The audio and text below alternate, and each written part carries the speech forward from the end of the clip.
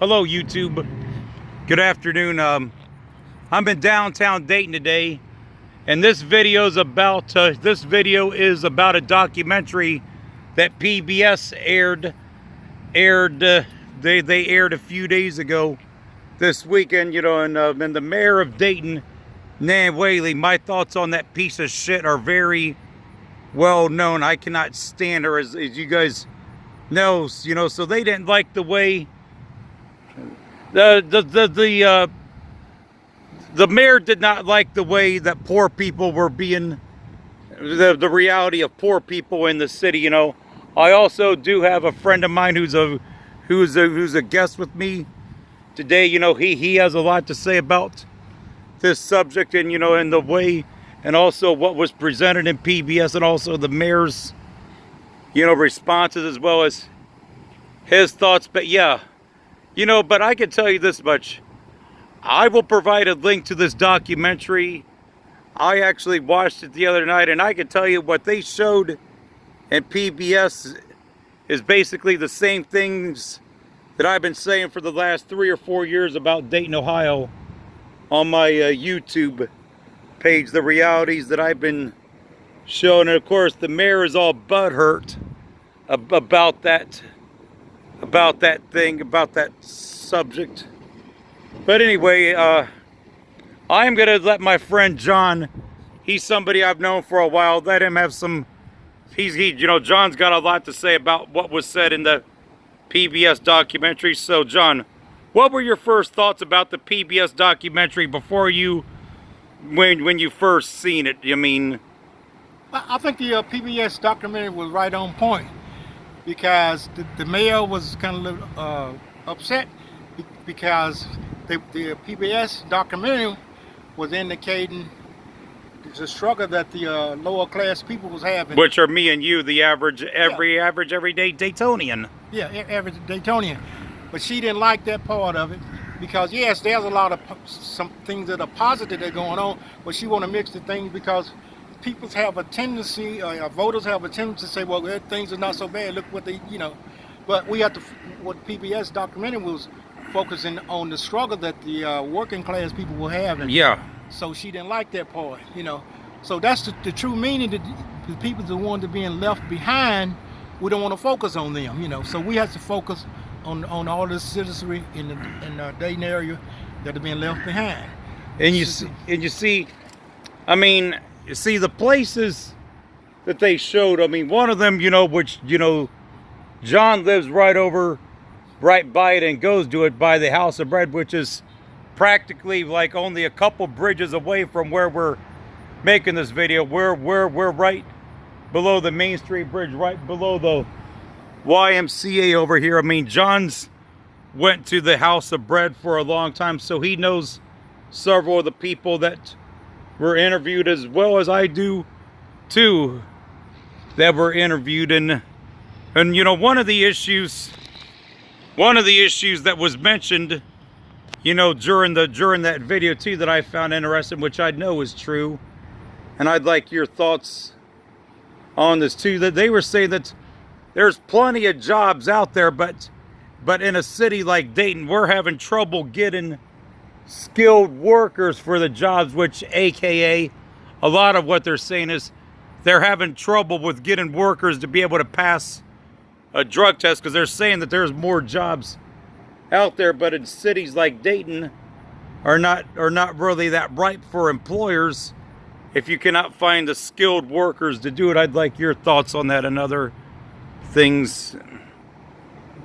But still, there are people that are not skilled for these jobs, and are people that are on the opioid, causing some people not being employed in some high-paying job. But however, there are people that are filling jobs that now the living wage. So we don't want to focus on that part. We don't want to focus on the part where, on the situation where, they may not able to fill a job, but they're not addressing the part regarding the type of compensation or the pay that you're receiving from these jobs. So they want to make, I would say, as a politician, want to make feel that appear that everything is positive for everyone. Everything is not positive. It's not.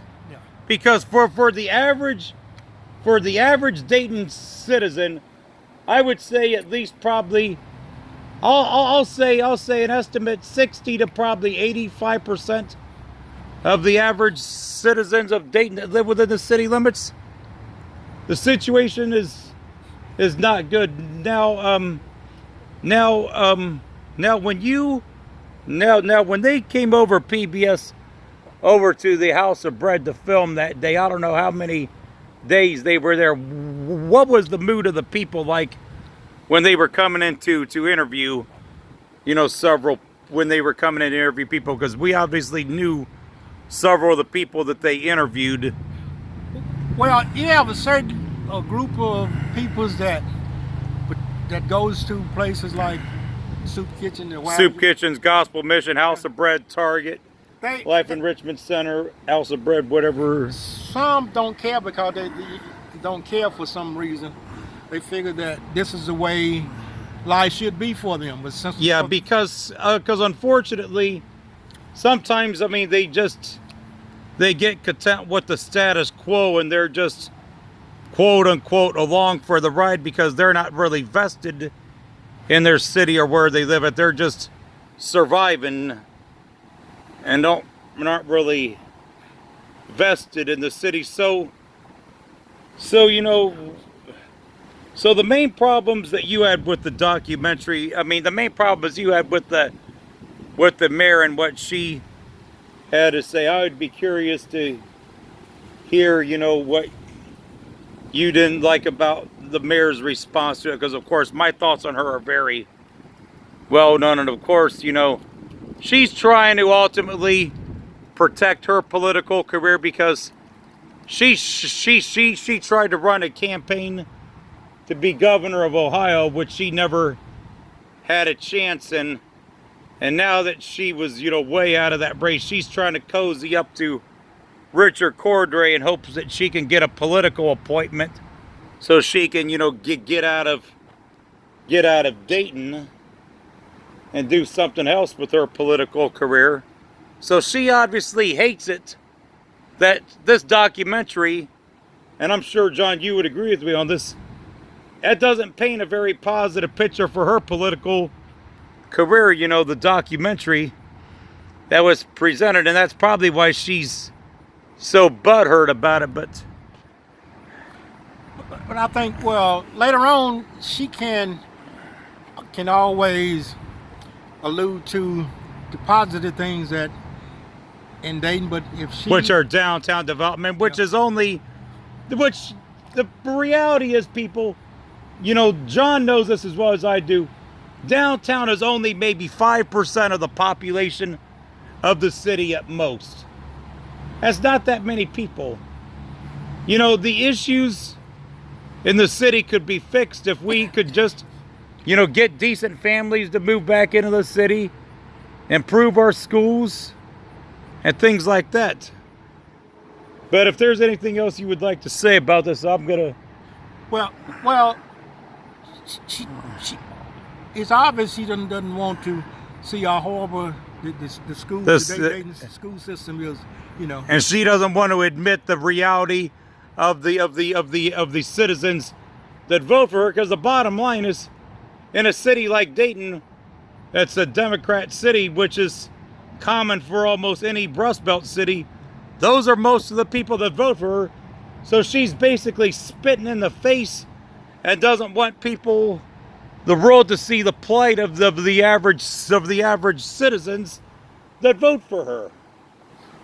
Because often you hear politicians say that no one is left behind, but in a way, they are leaving the people, the vulnerable people, leaving them behind. And they're leaving behind the people that have been loyal to them, even. Yes, that's correct. Yeah. They're leaving those people behind, the ones that's been very loyal to them, because some of the politicians, they expect the ones that are loyal to always be loyal to them, just by using the word as being a Democrat. Now, a Democrat could be wrong, just like a Republican. Yep, now, that's true. If a person is for the citizenry, for all citizens. But if you're not for all citizens, then we should not vote for that person. But that still is your call to make. you can vote for the person of your choice. But if you take a person for granted, that okay, you're gonna vote for them regardless because you happen to be of a certain party. So I think some politicians, they realize that. But we notice some politicians for a long time, now like upstate New York, they've been unseated by another Democrat because they have a different vision for all of the people. So we have to take that in consideration too. Because I think some people now in our society begin to educate themselves regarding the way politicians treat the citizenry. Yeah. But and they know how still there's a lot of people that's being left behind and a lot of misery, and we have to address all of those people. And that's misery is sadness, which we see it every day. And that's something that I portray in my videos. I portray the realities on what's going on the average, struggles. I am not somebody that pretends that stuff does not exist, because I know it exists. I see it in front of me every day. The mayor wants this fantasy world that doesn't exist here in Dayton, and all this yuppie bullshit which doesn't exist here. And you also know, John, something else I'd like you to chime in on also. The mayor wants people to focus on all this, downtown development. They're talking about how this river is so vital for development of downtown and all this other crap, kayaking, canoeing. Guess what, YouTube? It is a perfectly beautiful day out here. And look up and down this river. There is not a soul to be found on this river. Nobody on a boat, a kayak, on a inner tube. Nobody on a jet ski. It's Saturday. It's the weekend. So, this proves that another one of the fluff things that Dan Whaley wants people to see, and all this taxpayer waste is not being used. But yet we're told how this river is so important to our downtown to work and play. So, John, what are your thoughts when you see, this right here, when you hear the mayor talk about, we need this river to be active for downtown development, all this other fluff crap, but yet there's not a soul to be found on the river? Hell, we've only seen one person ride past on the bike path. What are your thoughts on this, John? Well, I think the mayor wants to sell us the thing that everything is fine and dandy within the city of Dayton, but it's not true. Even though I know that no city is perfect, but the bottom line is you have to make sure that you look at the most vulnerable citizenry that's in Dayton, Ohio. Yep. So I understand that perhaps she's trying to enhance her political career in this manner. But if you have people, the one that are suffering, and you don't want to address their needs. Yep. And the thing is, they only care about stuff like this, which is a complete failure, because, as I mentioned, it's a perfectly beautiful day. Not a soul's out on the river. Only one bike has rode past us on the bike path, and the water is down from the rainfall.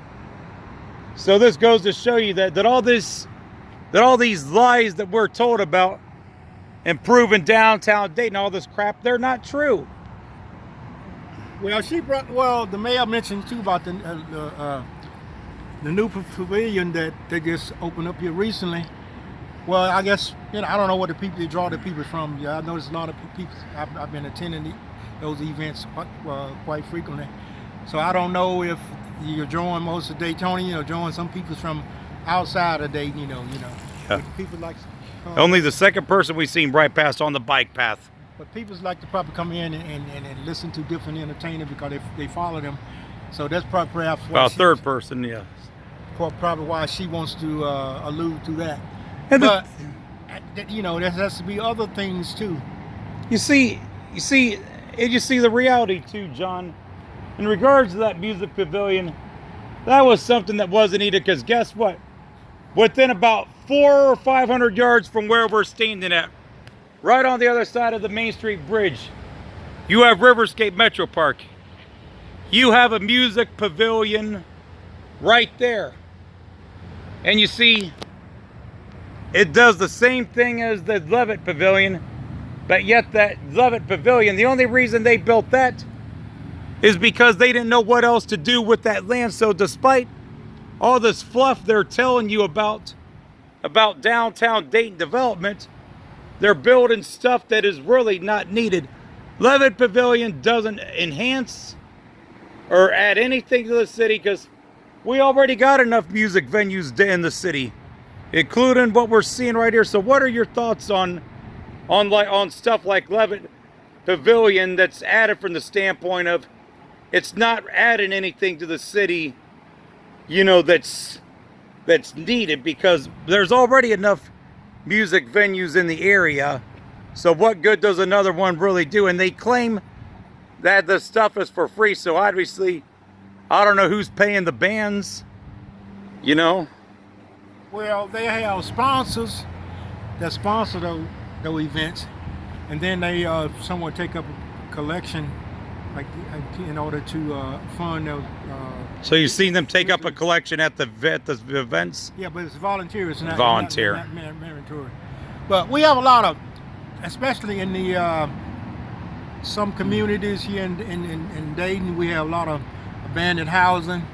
Which I've covered that in numerous videos. But we don't want to show that side of the picture. That also is a side of the city of Dayton that we don't want to add. That they don't want to admit that exists. But you know, and John, I've had my YouTube page covering political issues and, also issues in the city for 4 years. I have covered the abandoned houses issues very extensively for the last 4 years on my page. So you know what? I am willing to show the stuff that others, won't show. Now PBS did show, some of the abandoned houses and that, and vice versa. And, which I commend that they did, but they don't take you inside of some of these houses, which I've walked through numerous houses in the city where I show people the inside of these abandoned houses and, what the houses are like after they've been, abandoned, and vice versa. And the other thing too, there's one last thing I want to address too, and then I think we'll wrap it up on this. The mayor, we'll address this and we'll wrap it up. In regards to the downtown Dayton housing, in my opinion, why does a city that has one of the highest vacancy rates in the country, along with cities like Detroit, Toledo, Memphis, Gary, Indiana, one of the emptiest cities in the country, why does a city need to be adding more and more housing when there's already enough housing inventory that's not even, being used? Because, I'm gonna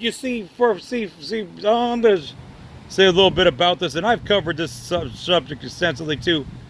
The reason they're going so ape shit over all this downtown development, especially building all these new housing, because they don't know what else to do to get properties to produce revenue, because 90% of the properties within the city limits outside of downtown don't produce any money because they're located in bad areas. There's dilapidated housing. So, John, so what are your thoughts on the standpoint of them feeling the need to force the relevancy of downtown Dayton down our throats and not addressing the real issues, especially in regards to the housing? Because the housing they're building here is not needed. It's just that what they're trying to do is just a quick fix. It's not anything that's actually going to be sustainable, long term. It's all just a quick fix.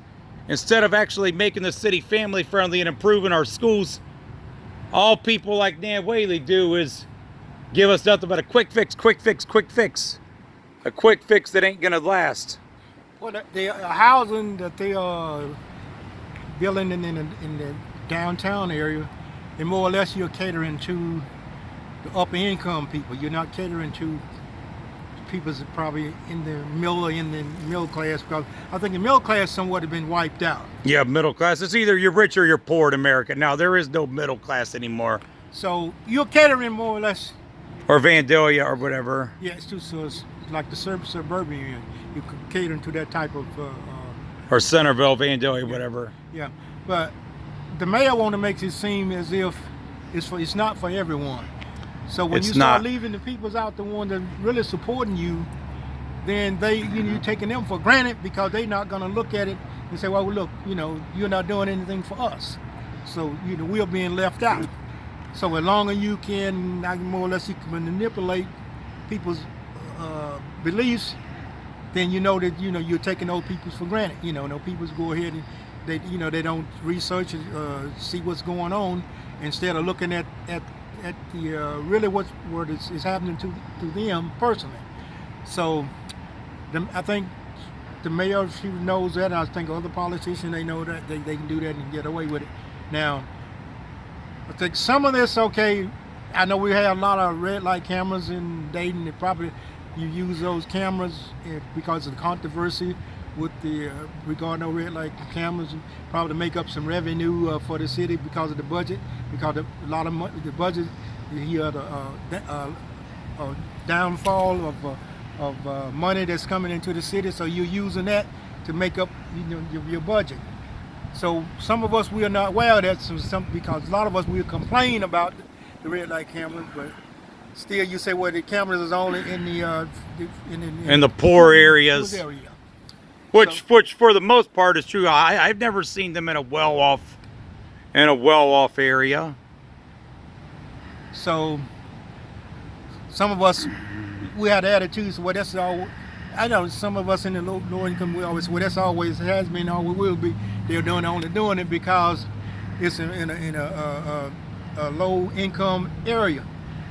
But if we would get out and probably protest and let people know, hey, this is wrong, why you you more or less you're saying it's the low income people, the ones that's committing speeding in these communities, because you out in the suburbs, they're having same situations where people. But they're not having predatory red light cameras like we do here in the city, and also that was, there was talk they were going to get that on the November ballot. For some reason, I haven't had a chance to speak with Derek Forward, the local NAACP chapter. He was trying to organize a petition to get that issue on the ballot to get them removed. But I honestly would find it hard to believe that he couldn't get it done. But I haven't spoken with him, but it seemed like he wasn't very well organized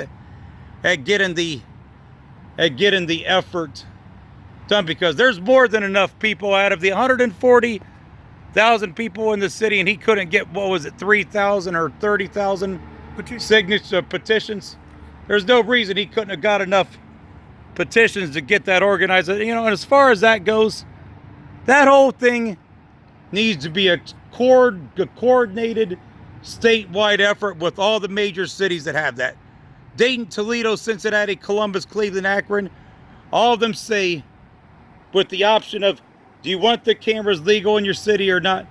And also as a statewide referendum, have it written that as a statewide referendum that each city can opt out of it if they want to, and have it as a statewide referendum as well, because it needs to be a coordinated effort from all the citizens of Ohio to let the politicians know that stuff is not wanted here, But we failed to get. But I don't know why he failed, or I don't know what's happened with the other leaders in other cities that have tried to get something done about that. But no reason it shouldn't have happened. But we have a lot of cameras. We in the downtown area, what they address as high crime areas, and so apparently the way it looks with the cameras, the red light cameras being mostly in the low poor areas. you're more or less saying, well, they commit all of the violations with speed and what have you. So within the high income areas, there's no red light cameras. So they would fight back at the politicians if they try to do it in like Vandalia, Centerville, or Beaver Creek, which, you know, I basically compared that situation to this. You know, you're a black man, you know, you're in your mid-70s, you've seen a lot during your lifetime, a lot more than I have. I've seen a lot too. You know, you've seen stuff that's put in your community that's not put in a poor community, or that's not put in the white communities. For example, like you see stuff like landfills, homeless shelters, drug rehab clinics, all in the poor areas, especially the black communities. I have no problem saying that, YouTube.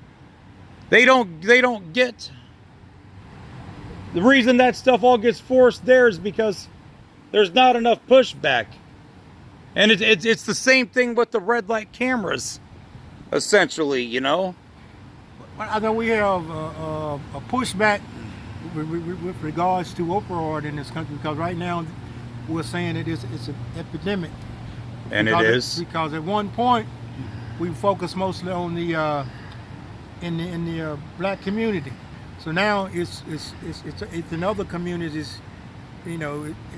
Well, in the black community, it was mainly thought of as like crack through the 80s and 90s, and now, you know, with the heroin, fentanyl over the last 10 years, that's more or less affected the white community more than it has any other, you know, ethnic, you know, group, you know, in regards to that. So people are more or less, they're benefiting off of misery when it comes to opioid. Absolutely, because you got the people the one that manufacturing the Narcan, you know, they're making a lot of money. You got people the ones that rehab centers and where they're charging the government. Oh yeah, they're making big money. So they doesn't care if that person comes in there and sign up and the government paid for them to go to that rehab center, and they're still, when they leave the rehab center, they go right straight to the dope man on the street. So their only thing is a thing of making money. Yep. But I think we don't want to address that end of it. We should address it at all, you know. Like some people feel that I said at one point, they say white people go to the west side to buy drugs, you know. But drugs is everywhere now. Street drugs is everywhere. So we don't want to address that part of it. But what it is, it's a disservice to the citizenry of Dayton, Ohio. And citizens nationwide. Nationwide, it's disservice. Absolutely. So we have to, you know, I think the people, the American voter, American people, we have to come to grips about reality regarding drugs in America and what it's doing to. Yeah, because drugs are not just a poor people problem anymore. People, they're everywhere. It ain't just in the inner cities. It's, you know, in regards to these heroin overdoses, hell, you've seen over the news the last few years, you got people making $200,000 or $300,000 a year, like airline pilots, who have died from this shit. So it just ain't limited to, you know, poor people. It's well-to-do people too that this shit's affecting too, you know. Well, you have movie stars, you have professional athletes that are using this stuff, and some of them is dying from it. But we don't want to address. All we want to say is just it's the poor people that are doing it. But you have those people, professional people that are doing it. You have some people that are even in high government jobs that are using drugs. Yeah. But we don't want to address. We want to keep that more or less like a secret. That it's not in their community. It's only in a certain, say, ethnic community where these drugs is used daily. Yeah. But it's an epidemic right now. So all we want to do is kind of play lip service to them, but not put in action behind. Really put in true action behind it, the problem. So all of the abandoned housing that we have here, and they know how that should be addressed. And I know that there's some positive things. So what we tried to do, or some politicians try to do, so look, all the positive things we're doing. But that's good. But you're not really focusing on the negative things that are happening Yeah, because the positive, what's happening in the negative stuff is, I mean, most of your voting constituents or whatever are the people that are voting for you, are the ones that are living in these neighborhoods that are suffering. It ain't so much the people that are backing you that are living in these houses are not the ones that really care about backing you politically and the nicer housing.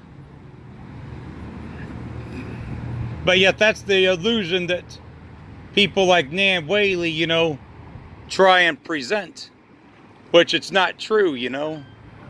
So well, some politicians can kind of divide people by saying, well, it's the people's in the poor community, it's their fault for everything. Okay, we regulate a lot of things in this country, and even in the city of Dayton, you know. But I think with all of the abandoned houses that we have in Dayton, I think the city and the city government is responsible for allowing a lot of these things to happen. It's just like the gangs, we allow that to happen in poor community. But if you go out to the suburb, you don't find gangs like that.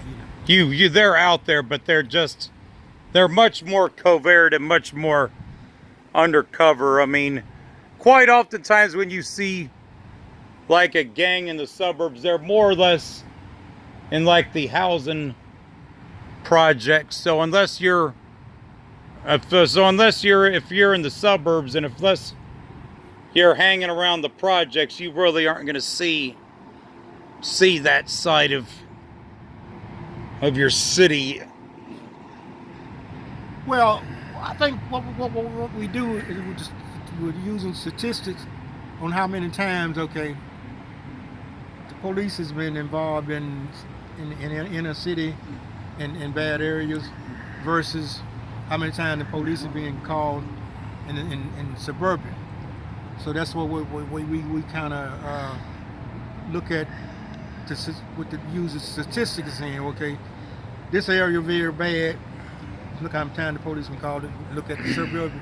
Okay, the police haven't been called that many times. Now, some citizens believes that a lot of stuff is going on in suburban that they don't report it. Some things I don't understand about that is that, because I question people about, I say, if somebody commit a murder or somebody commit a burglary, a violent crime in the suburb, you said some people believe they don't record that. I have my reservation about that, you know. So you always want to point and say, well, look how bad it is in the inner city. But it's just a thing that divides us. And I know people right now it's a climate about the news. The news do not report everything that happens in the most upscale communities. So here again, we have a situation where America at all levels should come together as one. It's like we make complaints about being patriotic, about our armed forces being patriotic towards the country. Should be patriotic towards the communities also. Just like you're patriotic to the suburbia, to be patriotic towards the inner city also. Well, I don't see that in some politicians, but that needs to be addressed. For those of us who do not care about these things, we need to kind of bring them along and let them know, okay, it's not just how some of us say, well, that's the way it's always been, always will. No, with that type of attitude, then you're giving in to the politicians. Well, okay, they don't care, so so they just take it for granted, you know. Well, YouTube, I'd like to thank John for joining me. He's a friend I've known for a few years. You know, as you could tell, he's very well informed on many social issues that affect not just Dayton but this country. But I am also going to wrap it up and saying this is probably going to be my last video for the next week, because I am going to Cincinnati next week for about 4 or 5 days. I'm going to the Oktoberfest, so I'll be having a lot of videos, you know, as I come back from Cincinnati once again the week after this coming week. So the week of September 24th, you'll be seeing a large amount of content coming back from my trip from Cincinnati. But that's going to be it for this one, YouTube.